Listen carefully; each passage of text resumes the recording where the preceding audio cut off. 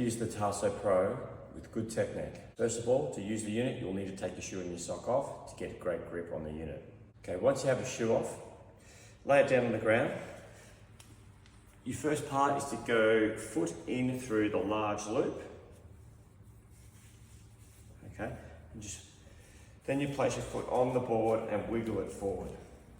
Now, this is where you might want to adjust the red strap to make sure this is right for you. So make sure your foot is on the platform. Okay, you want this red strap to be right at the junction between your foot and your shin. Okay, and once you're kind of there, it's lined up well with the board, tighten that firmly and then lay that down, making sure that you don't get the Velcro too close to there, otherwise it will bite in a little bit. Now, just pull through the black cord just gently so that holds that onto your calf there.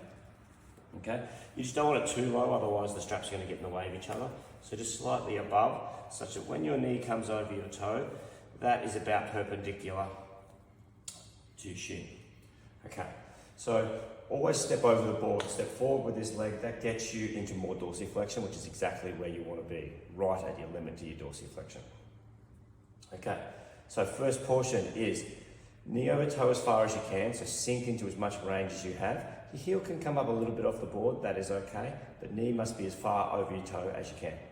Next part is on the plane of your shin there, is you're going to try and do a static calf raise up into the resistance of that strap. Your heel will definitely come off the board here a little bit. Just things to watch, make sure your knee doesn't come back as you do that. Keep that knee right at that limit of dorsiflexion, and then use your calf to push the ball of your foot into the board, and on that plane, pulling up into the resistance of that red strap. You'll feel that red strap biting a little bit onto the front of your foot there.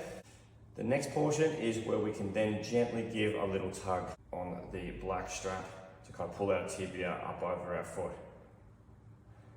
Okay, so keep your back nice and straight, shoulders back. Okay, hold that for about 30 seconds as a first protocol, and then once you get a bit better, you can build up to a minute hold.